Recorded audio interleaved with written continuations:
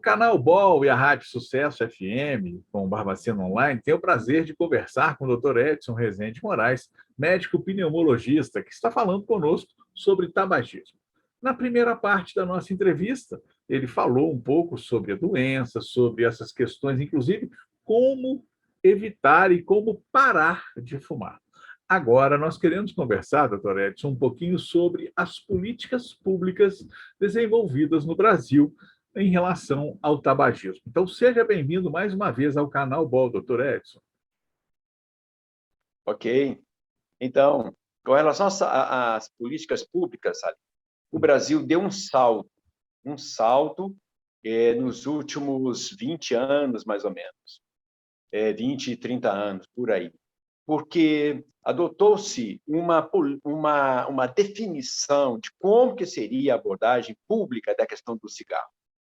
E aí, a Sociedade Brasileira de Pneumologia, de Cardiologia, de Oncologia, né, as várias sociedades, né, da medicina e mesmo dos meios de comunicação, né, eles iniciaram um projeto de estimular as pessoas a pararem de fumar e também a esclarecer para elas quais são os danos que o cigarro produz. Então, esse movimento foi muito importante pelos meios de comunicação. Esse é um ponto fundamental que nós temos que acentuar. O segundo ponto foram as leis, né? As leis anti-tabaco em locais fechados, né? As leis anti-tabaco dentro dos hospitais, que antes as pessoas fumavam no termo próprio dos hospitais. Enfim, as leis de restrição ao uso do tabaco em locais públicos, do cigarro em locais públicos. Isso diminuiu muito, né? E houve uma conscientização de tal forma, sabe, que o exemplo que eu dou é o seguinte: eu tinha um paciente que ele disse um dia para mim, ele fumava, doutor, está sem jeito de fumar, não tem jeito de fumar. Eu falei, como assim? Porque a qualquer lugar que a gente vai, as pessoas estão olhando para a gente, né, de olho assim atravessado. Outro dia eu estava esperando o ônibus, fui lá no cantinho, peguei o cigarro, acendi o cigarro lá no cantinho, e aí, para ninguém me ver, de repente, uma senhora olhou para mim e fez assim, ó. Aquele me matou de raiva. Então, olha só, isso aí é um exemplo de falar assim, como é que a sociedade brasileira, né, se conscientizou da questão do cigarro. Isso foi muito importante, e é claro que os meios de comunicação, as leis foram fundamentais, certo? Também, Salim, porque interessa ao sistema público e privado a questão de parar de fumar. Porque o custo, imagina, o enfisema pulmonar, tá? Ele custa muito caro desde muito cedo, porque a pessoa tem que usar um broncodilatador, que custa caro, né? Aí tem que associar um outro broncodilatador quando ele piora. Aí ele faz radiografias com frequência. Aí ele tem um problema cardiológico devido ao cigarro, né? Isso quando ele não evolui com câncer. Vamos dizer que não evoluiu com câncer, somente com problema de coração. Então, somente o pulmão e o coração, só esses dois, já dão uma parte boa da mortalidade. É muito alta a mortalidade, né? Se você levar em conta, por exemplo, que 80% que tem enfisema pulmonar é provocado pelo cigarro, se você tira o cigarro, você tira 80% de possibilidade da pessoa ter doença de enfisema pulmonar. E o enfisema é a terceira causa de morte no mundo. É a quarta e vai virar a terceira causa de morte. Se nós levarmos em conta que o número de óbitos no câncer de pulmão chega a 30 mil pessoas no Brasil, elas poderiam ser evitadas, porque 30% das pessoas que fumam vão evoluir com câncer de pulmão. E o câncer de pulmão, nós vamos conversar depois, ele mata mesmo, é das doenças que mais mata no mundo, né? Então, claro que todos nós estamos preocupados e a mídia é importante, o rádio é importante, os jornais são importantes, a TV é muito importante na questão da saúde pública. Uma outra coisa importante, pode falar. Não, é porque o senhor comentava a respeito dos impactos disso na saúde pública, na economia de forma geral, dos municípios que cuidam do SUS, né, que é a parte mais pesada do SUS, mas que interfere também no custo do Estado e da União. Então, em relação a esses impactos, né, como é que é feito? O que é oferecido ao fumante, não só para que ele pare, mas aquele também que precisa já de atendimento médico e exames e tudo? O que é oferecido pelo SUS nesse sentido, doutor? Olha, Salim, há mais ou menos uns 7 a 10 anos, o Instituto Nacional do Câncer, que é o INCA, ele promoveu um projeto, um programa, né, de trabalho em grupo com fumantes. E aí ele oferece essas medicações que eu acabei de falar para você, menos a vareniclina, né, que até que não tem no Brasil, mas a bupropiona, a nicotina em forma de goma de mascar ou de adesivo oferece, né? Então, isso foi muito importante para que a população com menos recursos pudesse ter acesso, né? O que às vezes falta é o município implementar essas políticas, porque, na verdade, quem implementa essas políticas é o município.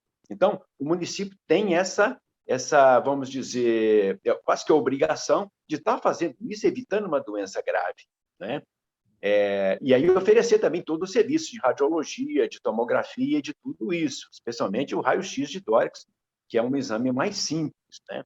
Então, assim, um outro fator que é muito importante são os agentes de saúde. E ali a unidade básica de saúde, ela é o ponto, né? Nós temos uma estrutura chamada unidade básica de saúde, deveria ser trabalhada melhor na estratégia de saúde da família. Eles fazem, mas eu penso que a gente precisa fazer melhor essa questão do cigarro, porque o impacto é muito grande. Olha, a internação de um paciente com enfisema pulmonar custa caríssimo, porque você vai ter que usar oxigênio, ele infecciona, aí ele vai ter que usar antibiótico caro, depois ele tem uma falência daquele pulmão, ele tem que ir para a UTI, né? Quando ele fica em casa, às vezes, ele tem que usar oxigênio contínuo, o oxigênio contínuo é caro, tá entendendo? O câncer de pulmão, o tratamento é caríssimo, as doenças cardíacas são caríssimas, né? A pessoa, porque é o seguinte, há um acúmulo no custo. Por exemplo, vou te falar somente do câncer de pulmão. A pessoa faz uma radiografia de tórax. Aí ele tem uma imagem suspeita e faz uma tomografia. Aí confirma que a imagem é suspeita e faz uma cintilografia. Tá? Aí ele vai ter que fazer um rastreamento geral para saber se tem metástase para outros lugares. Aí ele vai ter que ir para o serviço de oncologia para fazer quimio ou radioterapia. Então, você imagina o custo adicional desse paciente, tá? No sistema público e no sistema privado também, porque lá o caso é grave também. Agora, para o sistema público é mais sério ainda, porque a quantidade de casos é maior do que na faixa de renda maior. Quem tem uma faixa de renda maior tem menos câncer, porque está mais conscientizado. A faixa de renda menor, ele vai ter mais câncer, usa mais cigarro. Especialmente o cigarro de palha, eu tenho que chamar a atenção aqui, sabe?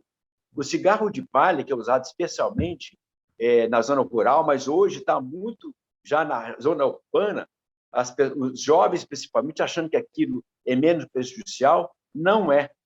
Tá? Ele é muito mais concentrado do que o cigarro de papel. Então, o cigarro de palha faz muito mal, tanto mal quanto o cigarro de papel.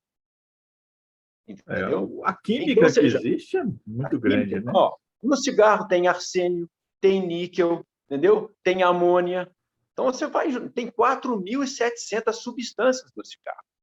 E dessas, 30 já foram confirmadas como cancerígenas. Outras lesam o pulmão, provocando enfisema pulmonar, né? Então, por isso que as políticas públicas são fundamentais, porque nós somos o médico ou o enfermeiro falando, mas a política pública, né, dos meios de comunicação, que aí também o sistema público deve usar os meios de comunicação para fazer a sua comunicação e sensibilizar as pessoas, mas também, em loco, as unidades básicas de saúde são os principais locais para trabalhar esses grupos de tabagistas, tá certo? E os agentes de saúde fundamentais de identificar o tabagismo e já começar a trabalhar com ele lá, falando sobre o cigarro. Tá. Doutor Edson, eu sei que o senhor é um estudioso desse assunto. Sei que o senhor é um pesquisador que trabalha analisando, inclusive, de acordo com o movimento do seu próprio consultório e de outras literaturas que eu sei que o senhor tem conhecimento. Agora, eu queria entender o seguinte: quando a gente fala, né, em políticas públicas aqui no Brasil, Como é que está o nosso país em relação ao mundo? De forma geral, né, essas políticas desenvolvidas para atendimento ao público e também as nossas leis. A gente está adiantado, a gente está no meio do caminho. Como é que situa o Brasil em relação ao mundo, por favor? Sim. Salinho, nós já tivemos melhores. Nós tivemos momentos melhores. Né? Até uns 5 anos atrás, 4 anos atrás, mais ou menos, né? Nós temos ainda, mas ele era muito mais organizado, tá? Muito mais organizado. Mas nós saímos, por exemplo, da incidência de 30% de fumantes no Brasil para 10%. Ok? E teve um momento que a gente estava melhor do que a França, do que a Inglaterra, do que vários países europeus. Né? Agora eles estão agora adiantados, eles também fizeram suas leis. Nós fomos exemplo para alguns países. Então, assim, nós conseguimos... Aí eu falo o seguinte, o que é que deu certo no Brasil? Uma das coisas que deu certo foi o programa antitabagismo. Mas que nos últimos anos agora, eu vejo assim, que não está aquele movimento, porque é um programa em que o público tem que entrar. O governo federal, estadual, municipal. Houve um certo relaxamento nesse processo, entendeu? Que eu acho que, assim, que é preciso retomar isso aí, né? Porque foi feito um bom trabalho, no geral, por todos os agentes, né? Dos meios de comunicação e os agentes públicos da saúde, né? Não somente médicos, mas vários outros. Fisioterapeutas trabalham muito isso, os desportistas trabalham muito bem isso, né? Então, assim, nós tivemos um exemplo muito bom, que é sair de mais de 30% de tabagismo na população para 10%, cair para 1/3. Isso é um movimento muito significativo. Significou o seguinte, que uma política pública bem feita no Brasil, ela dá certo, ela dá resultado. Não, é perfeito. É bastante compreensível a situação, né? Doutor, eu queria agradecer ao senhor aqui essa oportunidade de falar conosco sobre tabagismo e na primeira parte da nossa entrevista até mostrando as doenças, mostrando todo a situação que acontece com o paciente, a pessoa que está, né, infelizmente é fumante e que passa pelos problemas de saúde, e agora nessa segunda parte também, falando um pouquinho sobre a política pública desenvolvida no Brasil, como é o SUS, como é que acontece tudo isso, e ainda, claro, né, há sempre a necessidade de um envolvimento maior da comunidade, um envolvimento maior da família, um envolvimento principalmente da pessoa que precisa parar de fumar. Doutor, muito obrigado pela sua entrevista aqui ao canal BOL. A intenção nossa é levar à população informação de qualidade, com pessoas qualificadas, como é o senhor, e que as pessoas possam ter base para poder entender um pouco sobre cada tipo de doença que a gente vai trazendo aqui no canal do Barbacena Online. Eu quero reafirmar, Salim, que o SUS ele é muito importante. E a desmontagem do SUS nos últimos anos repercutiu nessa questão do tabagismo. Mais uma política que não está sendo priorizada, está sendo desmontada, infelizmente. Lamentável, né? Mas, doutor, muito obrigado pelos seus esclarecimentos, viu? Muito obrigado pela oportunidade. Canal BOL, aqui tem conteúdo de qualidade.